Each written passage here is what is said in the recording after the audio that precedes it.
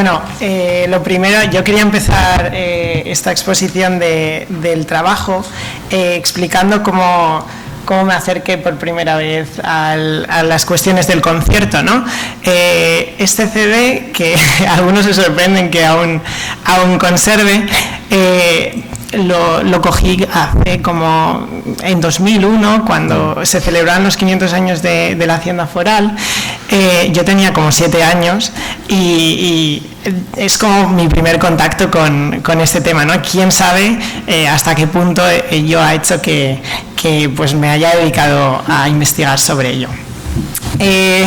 Vamos a hablar sobre la autonomía foral y la integración, o más que integración, sobre la armonización europea en el ámbito del impuesto de sociedades, que ya se ha adelantado, se ha mencionado el proyecto BICIS, por las siglas en castellano de Base Imponible Común Consolidada del Impuesto de Sociedades, que es uno de los proyectos que, bueno, veremos en qué punto y si finalmente llega a entrar en vigor, pero que tendría un impacto importante en la autonomía tributaria foral. El trabajo empieza pues explicando cómo es, qué competencia tributaria en este ámbito tienen las instituciones forales. Además, trabaja algo que se ha explicado muy bien durante la mañana, que son los procesos decisorios y cómo las entidades subcentrales forman parte de los mismos a nivel comunitario, ¿no? Que es la herramienta principal que consideramos para la compatibilidad entre ambas cuestiones, la armonización fiscal a nivel europeo y la autonomía tributaria foral. Y después finalmente se hace una comparación internacional, también utilizando los ejemplos de Alemania y Austria o Bélgica, para finalmente hacer un análisis de compatibilidad entre ambas cuestiones, que yo creo que es la principal contribución del trabajo. Finalmente unas conclusiones. He querido empezar la presentación pues explicando, ¿no?, que estemos hablando de esta cuestión es una manifestación más de esta tendencia hacia una mayor integración, ¿no?, que veremos si no se rompe después de los resultados de las próximas elecciones al Parlamento Europeo, pero también a la vez hacia una mayor regionalización en un contexto en el que el Estado-nación ha ido perdiendo importancia y en el que parece que las regiones podrían tener un papel más importante. Hemos hablado del Comité de las Regiones, por ejemplo, ¿no?, y sus informes no vinculantes, pero quién sabe si llegaremos a considerar esta institución o este órgano consultivo en la actualidad como una institución que podría constituir una especie de Senado europeo, ¿no? ¿Por qué no? Bueno, la armonización fiscal e impuesto de sociedades es el siguiente paso en la armonización tributaria europea. Tras los esfuerzos hasta ahora se han concentrado sobre todo, como hemos visto, en imposición indirecta, ¿no?, en el IVA, por ejemplo, y el impuesto de sociedades sería un esfuerzo importante ya en un ámbito más de la imposición directa. El proyecto BICIS lleva trabajándose en él bastantes años, más de una década. Sin embargo, es en 2016 cuando este se relanza. Es muy importante. ¿Y por qué lo he elegido?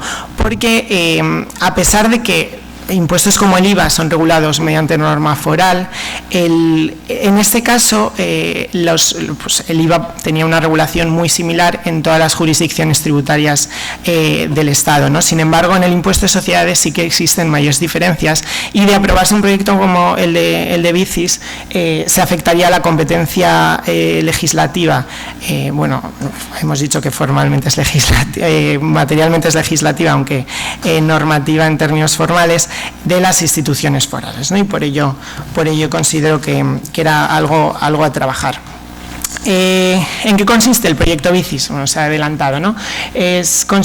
Consistiría en generar y calcular una base tributaria común consolidada para todas las sociedades y empresas que operan en más de un Estado miembro, y el objetivo sería combatir la elusión fiscal, que es un gran problema, ¿no? Más allá del fraude fiscal. Ahora hablamos también de la recaudación que se pierde por el fenómeno de la elusión fiscal a través de fenómenos de traslación de beneficios de las empresas de unos estados hacia otras jurisdicciones en las que las condiciones son más favorables.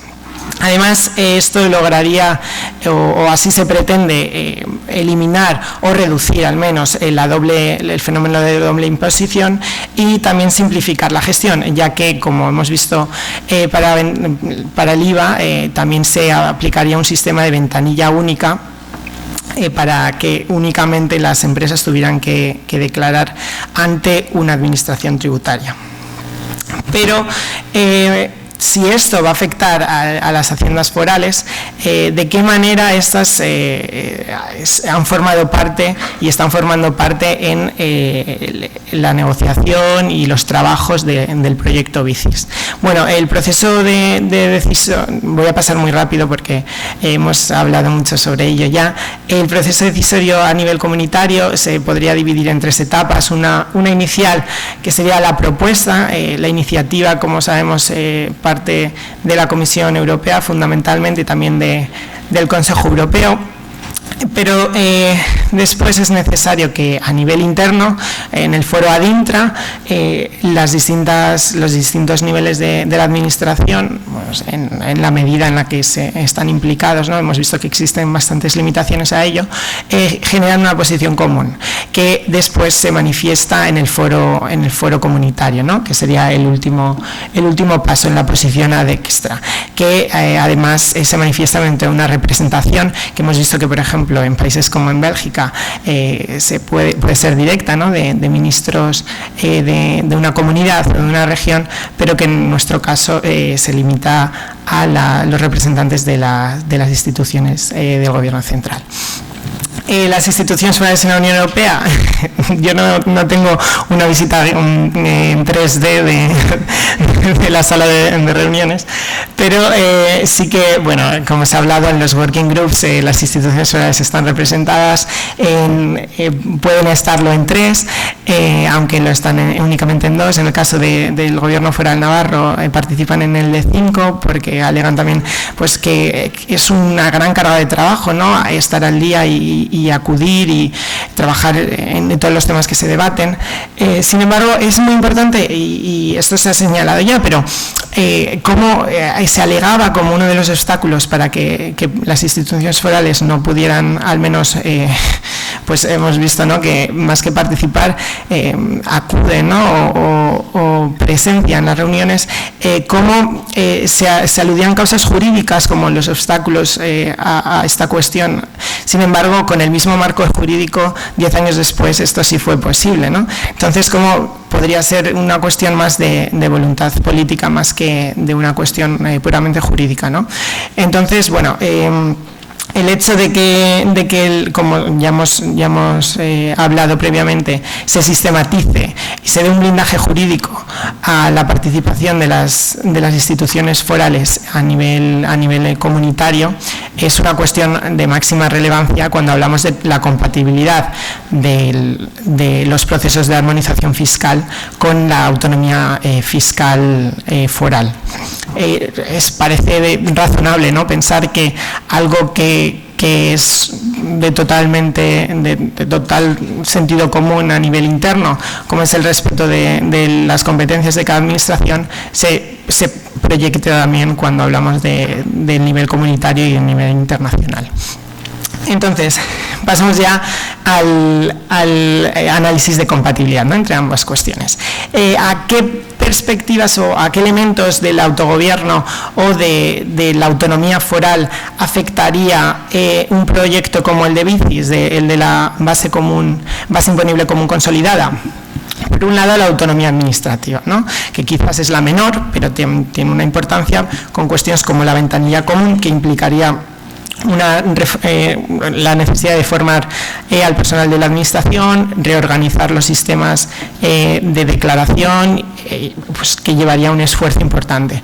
Y luego, por otro lado, la autonomía legislativa, ya que el proyecto implica no solo la armonización de las normas de contabilidad, además implica armonizar cómo calculamos las bases imponibles, cómo las consolidamos y luego necesitamos una serie de fórmulas para atribuir las bases a las distintas jurisdicciones tributarias, ya que a través de ello se genera un tipo imponible ponderado que es el que finalmente se aplica a las empresas, que es el que tendrían que pagar, ¿no?, para luego calcular cuál sería la factura tributaria a abonar a la administración. Y además a la autonomía fiscal, porque como vamos a ver ahora, me voy a centrar en dos hipótesis con las que he trabajado, que tendrían un efecto muy importante en función de cuál de las dos hipótesis se aplicara, ¿no? Y esto equivaldría a una afectación de la autonomía política a través de ambas variables. El primer escenario que dibujaba era un reparto en dos etapas, ¿no?, en el que tanto como si la recaudación se transfiere a la Unión Europea y luego las transferencias son verticales, como si se realizan de unas jurisdicciones tributarias a otras mediante transferencias horizontales, existiría un problema, y es que se seguirían aplicando, como se hace hoy, ¿no?, los puntos de conexión en referente a los sujetos pasivos del impuesto. Sin embargo, en este caso los fondos se transferirían primero a la Hacienda española y después desde la Hacienda española a las haciendas forales. ¿Por qué esto podría ser un problema para la compatibilidad de la autonomía foral con la armonización europea? Pues hablábamos, ¿no?, del caballo de Troya, que esto sería una manera de afectar a los principios y espíritu del concierto, que si es característico frente al régimen común de financiación autonómica es que los fondos van de abajo arriba y no de arriba abajo. Entonces, por un lado, estaríamos modificando estos principios del concierto, y por otro lado también esto afectaría de forma muy importante al poder de negociación de las instituciones forales de cara a una renovación del concierto o negociación o cálculos de los cupos, ¿no? Hemos visto que en diversas ocasiones ha habido desacuerdo en los resultados del cálculo del cupo. Si al final se disocia la titularidad de los fondos con la posesión de los mismos, las haciendas forales tendrían una menor capacidad de negociación frente a la agencia tributaria estatal. Por otro lado, la otra hipótesis es que el procedimiento de reparto se haga en una sola etapa. En este caso, los fondos se distribuirían directamente hacia las haciendas forales. Y sí, ya vamos terminando. Hacia las haciendas forales, en este caso, los puntos de conexión dejarían de aplicarse, y se tratarían a las instituciones forales como jurisdicciones tributarias, igual que lo son las del resto de los países miembros, ¿no?, Estados miembros. Es decir, se consideraría a la hora de hacer el reparto a los 27 Estados miembros y a las jurisdicciones tributarias que son competentes en la materia, ¿no?, y que por tanto pues deberían de ser también incluidas en este reparto de forma directa. Por tanto, ¿qué conclusiones se extraen? Pues algunas ya hemos hablado sobre ellas, ¿no?, previamente.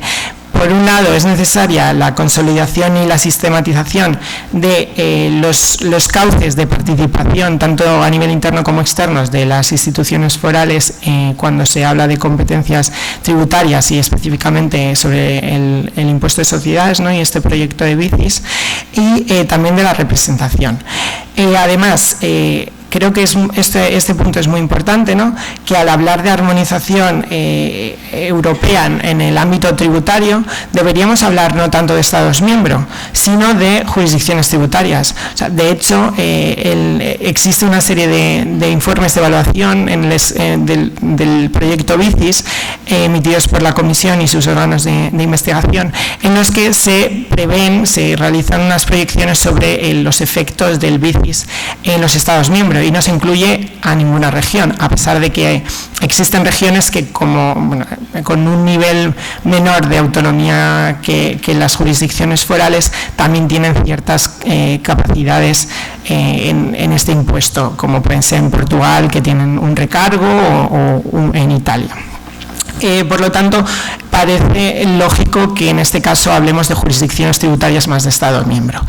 Y por último, parece necesario también que se garantice a través de una participación de las instituciones forales, esto sería más probable que lo llegáramos a ver, un reparto en una etapa de los fondos y de la recaudación una vez implementado el proyecto BICIS. Y esto es todo. Muchas gracias.